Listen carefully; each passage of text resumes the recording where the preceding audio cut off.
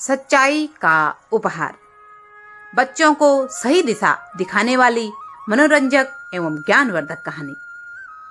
तहसील के एकमात्र primary school के प्रधानाध्यापक मुंशी भवानी सहाय को बागवानी का बड़ा शौक था। क्यारियों में भांति भांति के फूल और पत्तियां लगा रखी थी। दरवाजों पर लताएं चढ़ा रखी थी। इससे विद्यालय की शोभा और अधिक हो गई थी। वह मिडिल कक्षा के लड़कों से भी अपने बगीचे को सींचने और साफ करने में मदद लिया करते थे। अधिकांश लड़के इस काम को रुचिपूर्वक करते, इससे उनका मनोरंजन हो जाता। किंतु 5वीं कक्षा के कुछ लड़के जमींदारों के लड़के थे। उनमें ऐसी दुर्जनता थी कि यह मनोरंजक कार्य भी उन्हें बेकार प्रतीत होता था। उन्होंने बचपन से ही आलस्यमय जीवन व्यतीत किया था। अमीरी का झूठा अभिमान दिल में भरा हुआ था। वह हाथ से कोई भी काम करना निंदा की बात समझते थे। उन्हें इस बगीचे से घृणा थी। जब उनके काम करने की बारी आती तो कोई न कोई बहाना करके उड़ जाते। इतना ही नहीं, दूसरे लड़कों को बहकाते और कहते, वाह, पढ़ें अंग्रेजी, बेचें तेल। यदि खुरपी कुदाल ही करना है तो कक्षा में बैठकर किताबों से सिर मारने की क्या जरूरत।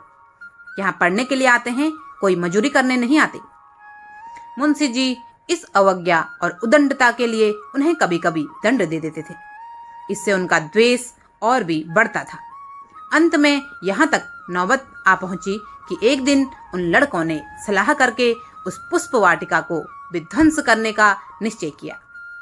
10 बजे विद्यालय लगता था, किंतु उस दिन वह 8 बजे ही आ गए और बगीचे में घुसकर उसे उजाड़ने लगे। कहीं पौधे उखाड़ फेंके, कहीं क्यारियों को रौंद डाला, पानी की नालियां तोड़ डाली, क्यारियों की मेड़ें खोदी। मारे भय के छाती धड़क रही थी कि कहीं कोई देखता न हो। लेकिन एक छोटी सी फुलवाड़ी के उजड़ते कितनी देर लगती है। 10 मिनट में हरा भरा बाग नष्ट हो गया। तब यह लड़के शीघ्रता से निकले, लेकिन दरवाजे तक आए थे कि उन्हें अपने सहपाठी की सूरत दिखाई दी। यह एक दुबला पतला, दरिद्र और चतुर लड़का था। उसका नाम बाज बहादुर था। बड़ा गंभीर, शांत लड़का था। उधम पार्टी के लड़के उससे जलते थे। उसे देखते ही उनका रक्त सूख गया। विश्वास हो गया कि इसने जरूर देख लिया। यह मुंशी जी से कहे बिना न रहेगा। बुरे फंसे, आज खैर नहीं है। यह राक्षस इस समय यहाँ क्या करने आया था। आपस में इशारे हुए कि अपनी ओर मिला लेना चाहिए। जगत सिंह उनका मुखिया था। आगे बढ़कर बोला, आज इतने सवेरे कैसे आ गई? हमने तो आज तुम लोगों के गले की फांसी छुड़ा दी। लाला बहुत दिक किया करते थे, यह करो वह करो, मगर यार देखो, कहीं मुंशी जी से जड़ मत देना, नहीं तो लेने के देने पड़ जाएंगे। जयराम ने कहा, कह क्या देंगे, अपने ही तो हैं। हमने जो कुछ किया है वह सबके लिए किया है, केवल अपनी ही भलाई के लिए नहीं। चलो यार, तुम्हें बाजार की सैर करा दें, मुंह मीठा करा दें। बाज बहादुर ने कहा, नहीं, मुझे आज घर पर पाठ याद करने का अवकाश नहीं मिला, यहीं बैठकर पढ़ूंगा। जगत सिंह, अच्छा, मुंशी जी से कहोगे तो नहीं? बाज बहादुर, मैं स्वयं कुछ ना कहूंगा, लेकिन उन्होंने मुझसे पूछा तो। जगत सिंह, कह देना, मुझे नहीं मालूम। बाज बहादुर, यह झूठ मुझसे ना बोला जाएगा। जयराम, अगर तुमने चुगली खाई और हमारे ऊपर मार पड़ी तो हम तुम्हें पीटे बिना न छोड़ेंगे। बाज बहादुर, हमने कह दिया कि चुगली न खाएंगे, लेकिन मुंशी जी ने पूछा तो झूठ भी न बोलेंगे। जयराम, तो हम तुम्हारी हड्डियां भी तोड़ देंगे। बाज बहादुर, इसका तुम्हें अधिकार है। 10 बजे जब स्कूल शुरू हुआ और मुंशी भवानी सहाय ने बाग की यह दुर्दशा देखी तो क्रोध से आग हो गए। बाग उजड़ने का इतना खेद न था जितना लड़कों की शरारत का। यदि किसी सांड ने यह दुष्कृत्य कार्य किया होता तो वह केवल हाथ मलकर रह जाते, किंतु लड़कों के इस अत्याचार को सहन न कर सके। जो ही लड़के दर्जे में बैठ गए, वह तेवर बदले हुए आए और पूछा, यह बाग किसने उजाड़ा है? कमरे में सन्नाटा छा गया। अपराधियों के चेहरे पर हवाइयां उड़ने लगी। मिडिल कक्षा के 25 विद्यार्थियों में कोई ऐसा न था जो इस घटना को ना जानता हो, किंतु किसी में यह साहस न था कि उठकर साफ साफ कह दे।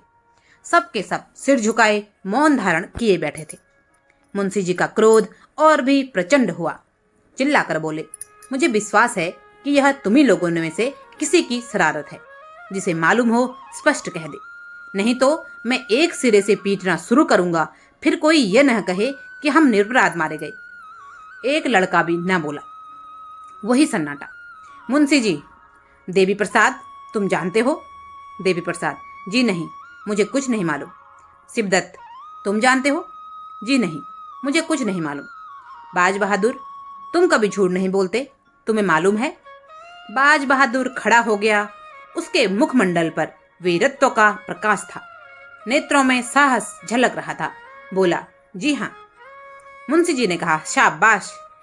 अपराधियों ने बाज बहादुर की ओर रक्त वर्ण आंखों से देखा और मन में कहा, अच्छा, भवानी साई बड़े धैर्यवान मनुष्य थे। यथाशक्ति लड़कों को यातना नहीं देते थे, किंतु ऐसी दुष्टता का दंड देने में वह लेस मात्र भी दया न दिखाते थे। छड़ी मारकर पांचों अपराधियों को 10-10 छड़ियां लगाई, सारे दिन बेंच पर खड़ा रखा और चाल चलन के रजिस्टर में उनका नाम के सामने काले चिन्ह बना दिए। बाज बहादुर से शरारत पार्टी वाले लड़के यूं ही जला करते थे, आज उसकी सच्चाई के कारण उसके खून के प्यासे हो गए। यंत्रणा में सहानुभूति पैदा करने की शक्ति होती है। इस समय दर्जे के अधिकांश लड़के अपराधियों के मित्र हो गए थे। उनमें षड्यंत्र रचा जाने लगा कि आज बाज बहादुर की खबर ले जाए, ऐसा मारो कि फिर विद्यालय में मुंह ना दिखाए। यह हमारे घर का भेदी है, दगाबाज, बड़ा सच्चाई की दुम बना है। आज इस सच्चाई का हाल मालूम हो जाएगा। बेचारे बाज बहादुर को इस गुप्त लीला की जरा भी खबर न थी। विद्रोहियों ने उसे अंधकार में रखने का पूरा यत्न किया था। छुट्टी होने के बाद बाज बहादुर घर की तरफ चला। रास्ते में एक अमरूद का बाग था। वहां जगत सिंह और जयराम कई लड़कों के साथ खड़े थे। बाज बहादुर चौंका, समझ गया कि यह लोग मुझे छेड़ने पर उतारू हैं, किंतु बचने का कोई उपाय न था। कुछ हिचकिताता हुआ आगे बढ़ा। जगत सिंह बोला, आओ लाला, बहुत राह दिखाई, आओ सच्चाई का इनाम लेते जाओ। बाज बहादुर, रास्ते से हट जाओ, मुझे जाने दो। जयराम, जरा सच्चाई का मजा तो चखते जाइए। बाज बहादुर, मैंने तुमसे कह दिया कि जब मेरा नाम लेकर पूछेंगे तो मैं कह दूंगा। जयराम, हमने भी तो कह दिया था कि तुम्हें इस काम का इनाम दिए बिना ना छोड़ेंगे। यह कहते ही वह बाज बहादुर की तरफ घूंसा तान कर बढ़ा। जगत सिंह ने उसके दोनों हाथ पकड़ने चाहे। जयराम का छोटा भाई शिवराम अमरूद की एक टहनी लेकर झपटा। शेष लड़के चारों तरफ खड़े होकर तमाशा देखने लगे। यह रिजर्व सेना थी जो आवश्यकता पड़ने पर मित्र दल की सहायता के लिए तैयार थी। बाज बहादुर दुर्बल लड़का था। उसकी मरम्मत करने को वह 3 मजबूत लड़के काफी थे। सब लोग यही समझ रहे थे कि क्षण भर में यह तीनों उसे गिरा लेंगे। बाज बहादुर ने देखा कि शत्रुओं ने शस्त्र प्रहार करना शुरू कर दिया, तो उसने कनखियों से इधर उधर देखा। तब तेजी से झपटकर शिवराम के हाथ से अमरूद की टहनी छीन ली और 2 कदम पीछे हटकर टहनी ताने हुए बोला, तुम मुझे सच्चाई का इनाम या सजा देने वाले कौन होते हो? दोनों ओर से दांव पेच होने लगे। बाज बहादुर था तो कमजोर, पर अत्यंत चपल और सतर्क था।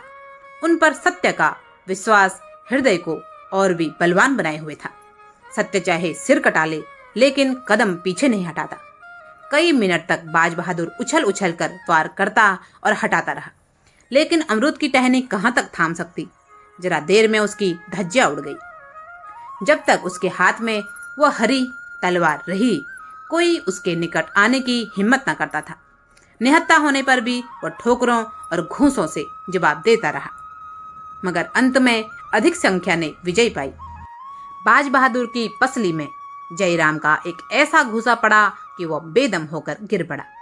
आंखें पथरा गई और मूर्छा सी आ गई। शत्रुओं ने यह दशा देखी तो उनके हाथों के तोते उड़ गए। समझे कि इसकी जान निकल गई, बेतहासा भागे। कोई 10 मिनट के पीछे बाज बहादुर सचेत हुआ। कलेजे पर चोट लग गई थी, घाव ओछा पड़ा था, जिस पर भी खड़े होने की शक्ति न थी। साहस करके उठा और लंगड़ाता हुआ घर की ओर चला। उधर यह विजयी दल भागते भागते जयराम के मकान पर पहुंच गया।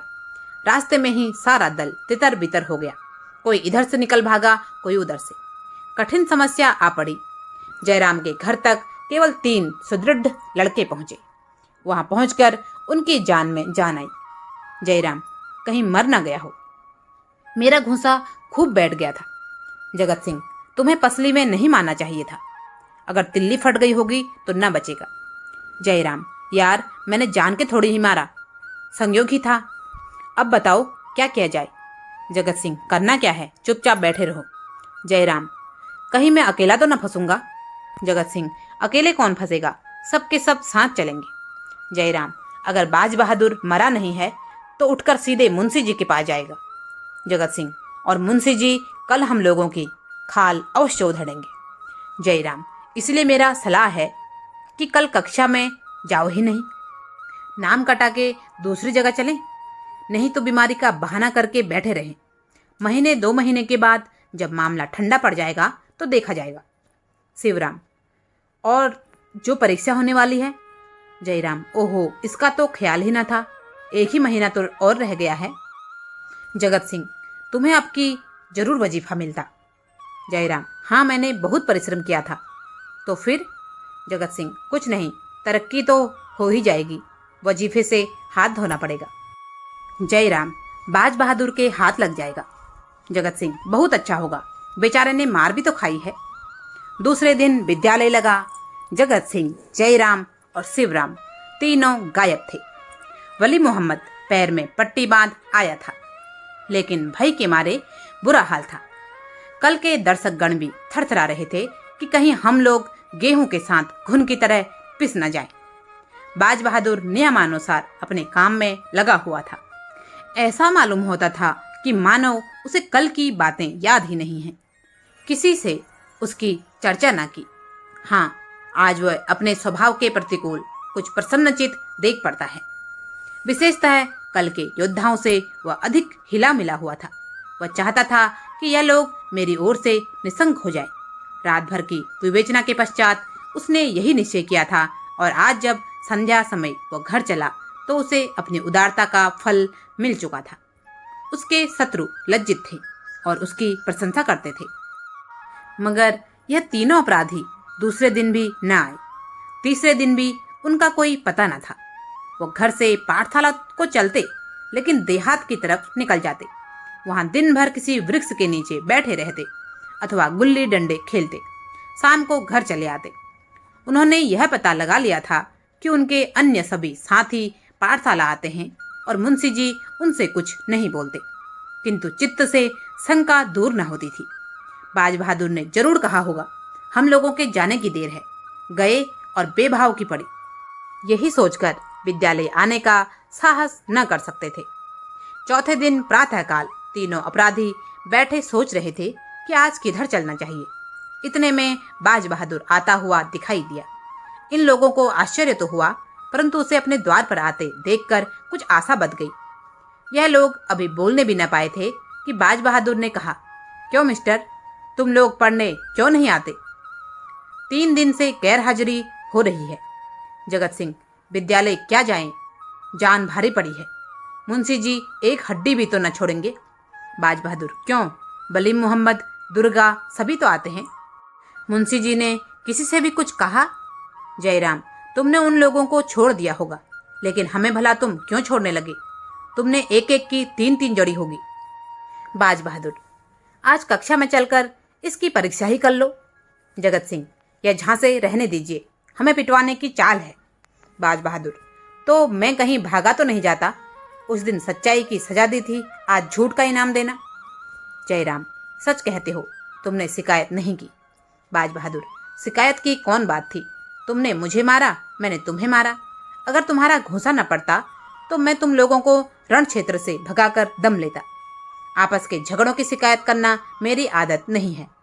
जगत सिंह, चलूं तो यार, लेकिन विश्वास नहीं आता, तुम हमें झांसे दे रहे हो, कचूमर निकलवा लोगे। बाज बहादुर, तुम जानते हो झूठ बोलने की मेरी बान नहीं है। यह शब्द बाज बहादुर ने ऐसे विश्वासोत्पात रीति से कहे कि उन लोगों का भ्रम दूर हो गया। बाज बहादुर के चले जाने के पश्चात तीनों देर तक उसकी बातों की विवेचना करते रहे।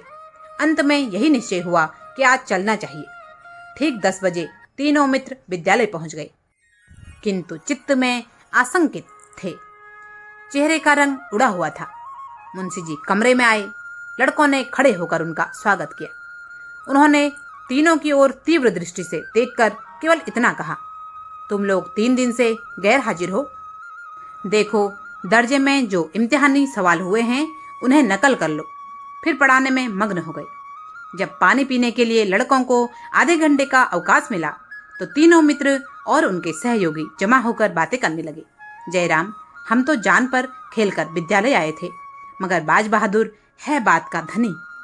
वली मोहम्मद, मुझे तो ऐसा मालूम होता है वह आदमी नहीं देवता है। या आंखों देखी बात ना होती तो मुझे कभी इस बात पर विश्वास ना आता। जगत सिंह, भलमनसी इसी को कहते हैं। हमसे बड़ी भूल हुई कि उसके साथ ऐसा अन्याय किया। दुर्गा, चलो उससे क्षमा मांगे। जयराम, हाँ, तुम्हें खूब सूझी आज ही। जब स्कूल बंद हुआ तो दर्जे के सब लड़के मिलकर बाज बहादुर के पास गए। जगत सिंह उनका नेता बनकर बोला, भाई साहब, हम सब के सब तुम्हारे अपराधी हैं। तुम्हारे साथ हम लोगों ने जो अत्याचार किया है उस पर हम हृदय से लज्जित हैं। हमारा अपराध क्षमा करो। तुम सज्जनता की मूर्ति हो।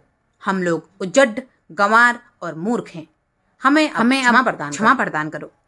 बाज बहादुर की आंखों में आंसू आए। बोला, मैं पहले भी तुम लोगों को अपना भाई समझता था और अब भी वही समझता हूँ। भाइयों के झगड़े में क्षमा कैसी? सब के सब उससे गले मिले। इसकी चर्चा सारे स्कूल में फैल गई। सारा स्कूल बाज बहादुर की पूजा करने लगा। वह अपने विद्यालय का मुखिया, नेता और सिरमौन बन गया। पहले उसे सच्चाई का दंड मिला, अब की सच्चाई का उपहार। उम्मीद करती हूँ कि आज की कहानी आपको पसंद आई होगी। कहानी पसंद आए तो कृपया इसे लाइक करें। अभी तक भी चैनल को सब्सक्राइब नहीं किया है तो कृपया सब्सक्राइब अवश्य करें और अधिक से अधिक लोगों के साथ शेयर करें। आप सभी का दिल से बहुत बहुत धन्यवाद। जय जय श्री राम।